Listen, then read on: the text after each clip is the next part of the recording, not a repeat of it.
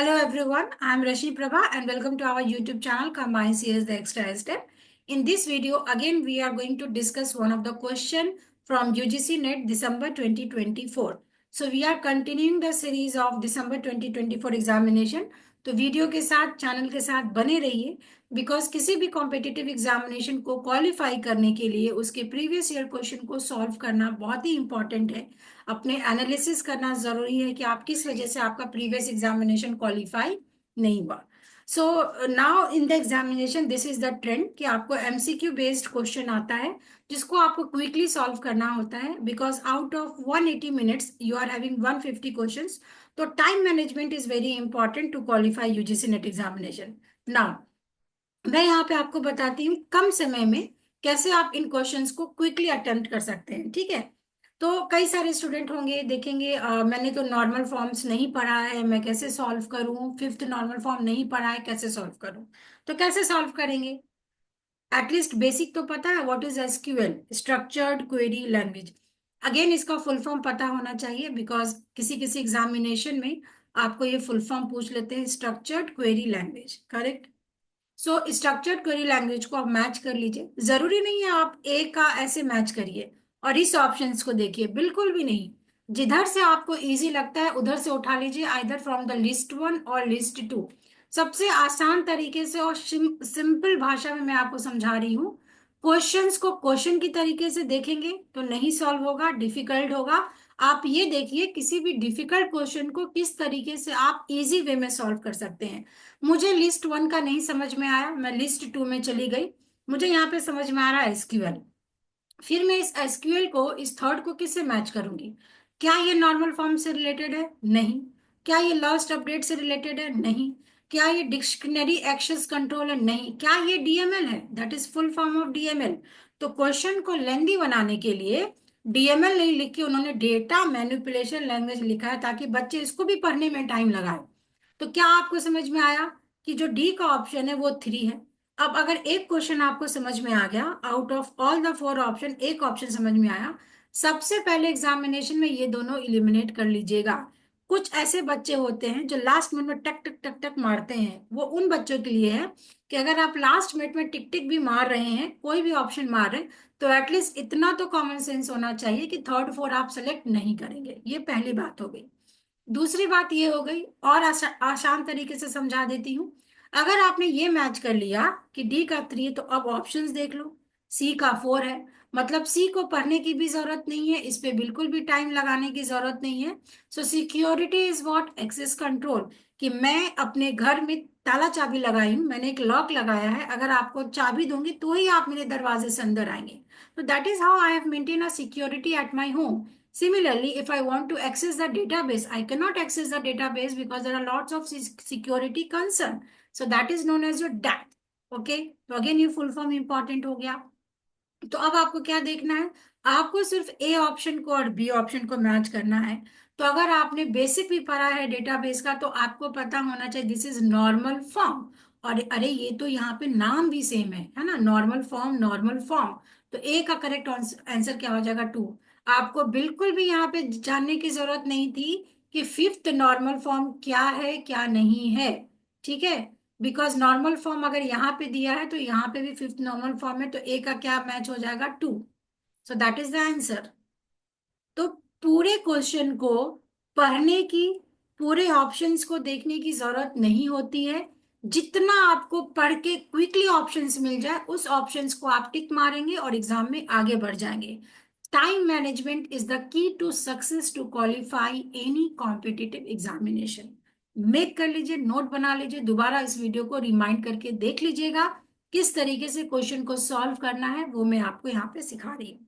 ठीक है, अब हम अगर बात कर ले तो यहां से आप और क्या याद कर सकते हैं, तो चलो फिफ्थ नॉर्मल फॉर्म में किसकी बात होती है, ज्वाइंट डिपेंडेंसी की बात होती है। और अगर हम लॉस्ट अपडेट प्रॉब्लम की बात करें, so this is one of the problem related to concurrency control techniques. तो बी का ऑप्शन क्या हो जाएगा, वन मैच हो जाएगा। तो इस तरीके से ये आपका करेक्ट मैच द फॉलोइंग का क्वेश्चन है। ठीक है, वीडियो के साथ बने रहिए, चैनल के साथ बने रहिए। अगर आपको कोई भी डाउट है नॉर्मलाइजेशन में तो आपको डीबीएमएस का वीडियो मिल जाएगा हमारे चैनल पे, which is absolutely free database. Database के वीडियोस में जाके स्क्रॉल कर लीजिए। नॉर्मल फॉर्म के हर एक छोटे छोटे टिप्स को, ट्रिक्स को मैंने बहुत डिटेल में समझाया है। इस वीडियो के आई सेक्शन में मैं वो वीडियो अपलोड कर दूंगी, तो आप उसको जरूर देख लीजिएगा। कंकरेंसी कंट्रोल की बात करें, again this is very important questions, now days इससे क्वेश्चंस पूछे जा रहे हैं। तो ट्रांजैक्शन के टॉपिक को भी आपको जरूर कवर करके जाना है आपके अपकमिंग एग्जामिनेशन के लिए। या फिर अगर आप ये चाहते हैं कि मैं इन टॉपिक्स पे फिर से वीडियो बनाए, तो आप जरूर कमेंट सेक्शन में मेंशन करिए, we will do our best to make the video on the same topic. So that was the question, correct answer is option number 1। Now ये एक क्वेश्चन था दिसंबर में। दूसरा क्वेश्चन अगेन आप देखो दिसंबर का ही है। इस तरीके के क्वेश्चन भी आपके बहुत पूछे जा रहे हैं। They will be giving you 4 और 5 statement, then you are suppose to select the correct answer. Correct में भी ध्यान दीजिए, क्वेश्चन में पूछा है फॉल्स। कई सारे तो ऐसे बच्चे होते हैं जिनकी आदत है, मेरे दिमाग में सेट है कि मैं तो हमेशा करेक्ट ऑप्शन को ही देखूंगा। अरे करेक्ट देखना है बट फॉल्स स्टेटमेंट पूछा है। अब कई सारे स्टूडेंट्स हैं जो ये देखेंगे, अरे ये तो बहुत लेंथी क्वेश्चन है, इसमें टाइम जाने वाला है, तो I am not going to solve this question, आगे बढ़ जाएंगे। बिल्कुल भी नहीं, इन क्वेश्चन से बिल्कुल भी टाइम नहीं जाता है। अगर आपको नॉर्मल फॉर्म्स का क्रक्स पता है, तो आप क्विकली सॉल्व कर सकते हैं। जैसे मैं कोई ऑप्शन नहीं पढ़ूंगी, मैं सबसे छोटा ऑप्शन उठाऊंगी एग्जामिनेशन में। सबसे छोटा ऑप्शन कौन है? 3NF is stronger than BCNF। तो मुझे पता है, 100% मैं श्योर हूँ, this is my false statement. और आप ऑप्शन देखिए, मजेदार बात यह है कि मुझे ये पढ़ने की भी जरूरत नहीं है, ये भी पढ़ने की जरूरत नहीं है। एक ही ऑप्शन से मैं 100% श्योर हूँ, क्योंकि डी किसी में है ही नहीं, है ना, डी किसी में है ही नहीं। तो ये ऑप्शन मुझे मिल गया। तो अब मुझे एग्जाम में इस 3 ऑप्शन को पढ़ के बिल्कुल भी समय बर्बाद नहीं करना है। This is known as the things that we are teaching in our live classes, कि क्वेश्चन को एक तो सही अटेम्प्ट करें, कम समय में कैसे आपको क्वेश्चंस को एलिमिनेट करके सही करना है। और उन टॉपिक्स पे हम उतना जोर देते हैं कि आप जब एग्जाम देने जाते हैं, तो हमारी बातें आपके कान में गूंजनी चाहिए कि नहीं, इसका यही आंसर होगा। इतना श्योरिटी के साथ आपको एग्जाम लिखना होता है। Then only you are going to qualify the examination in 1 और 2 अटेम्प्ट। अदरवाइज कई सारे ऐसे लर्नर्स हैं जिनके 4 अटेम्प्ट हो गए, 5 अटेम्प्ट हो गए, फिर भी वो नहीं क्वालिफाई कर रहे। क्यों? बिकॉज कहीं ना कहीं थोड़ा डिसिप्लिन, थोड़ा कंसिस्टेंसी, थोड़े रिवीजन में प्रॉब्लम आ रही है। तो रिवीजन करना है, सही तरीके से करना है। अब दूसरा चीज बता देती हूँ, क्या पढ़ना है आपको? BCNF is the strongest your normal form, then आपका 3NF होता है, देन आपका 2NF होता है, देन आपका 1NF होता है। तो ये तो एक तो याद होना चाहिए। इससे आपका ये ऑप्शंस तो मिल गया, डी ऑप्शन।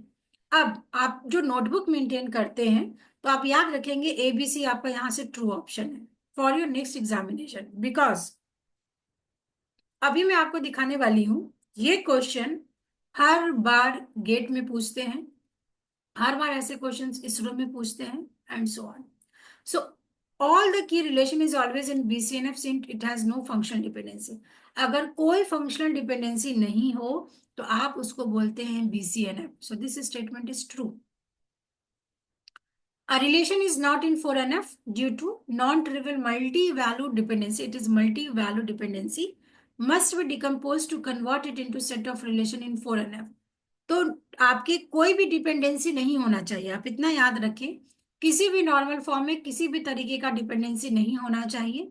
अगर कोई डिपेंडेंसी है, then you are suppose to remove that dependency, है ना। तभी तो आप बोलेंगे कि यूनिक वैल्यू है, there is no redundant data, and so on.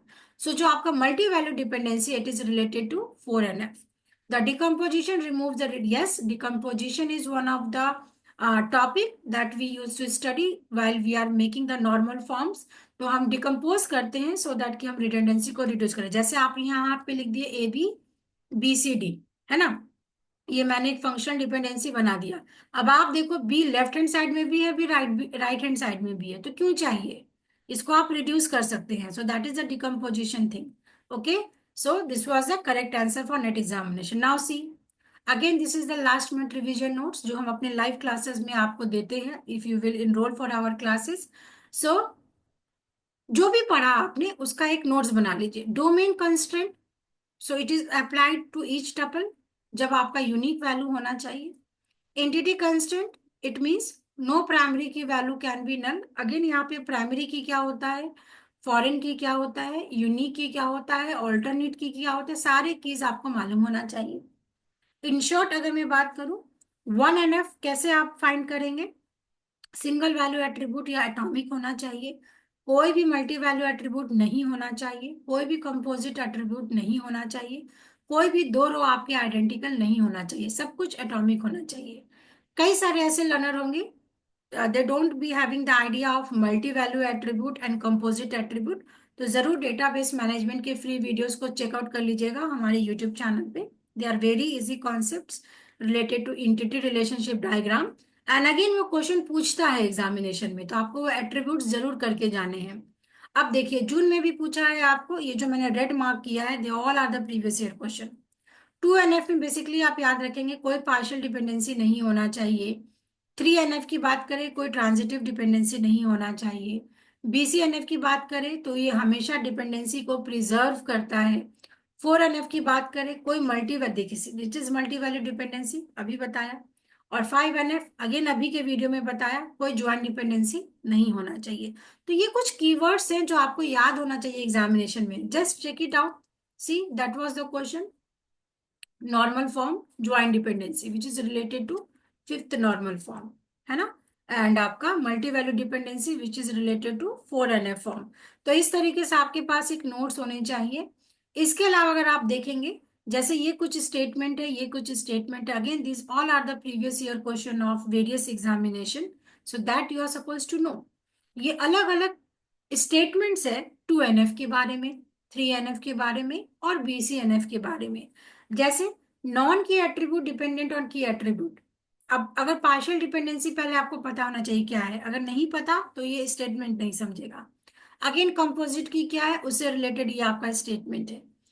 अभी जस्ट आपने देखा, this was the your question. जो BCNF है वो स्ट्रॉन्गेस्ट होता है 3NF 2NF 1NF से, और ये यहाँ पे डायरेक्टली ये कॉन्ट्राडिक्ट कर रहा है स्टेटमेंट को, है ना। तो ये सारी चीजें बार बार पूछे जाते हैं, तो ये क्वेश्चंस आपके मिस्टेक नहीं होने चाहिए एग्जामिनेशन में। अगेन हम 3NF की बात करें तो यहाँ पे प्राइम एट्रीब्यूट की बात होती है। तो what is prime attribute, so and so, वो आपको पता होना चाहिए। Similarly, so in the next video I will be discussing some of the important properties जो कई बार एग्जामिनेशन में आपके पूछे गए हैं। So let's see, so these are the things जो मैंने प्रीवियस ईयर क्वेश्चंस को कंपाइल किए हैं और वहां से इंफॉर्मेशन निकाला है। So this all statements are true, like ये सारे आपके प्रीवियस ईयर क्वेश्चन है। तो one by one we will check all the statements in the next video. So do subscribe our YouTube channel for all these amazing videos. And yes, if you are having any doubt related to any topic, do post in the comment section. I hope you like the video. Do subscribe our YouTube channel for all upcoming new videos and please share with your friends. Thank you so much for watching us.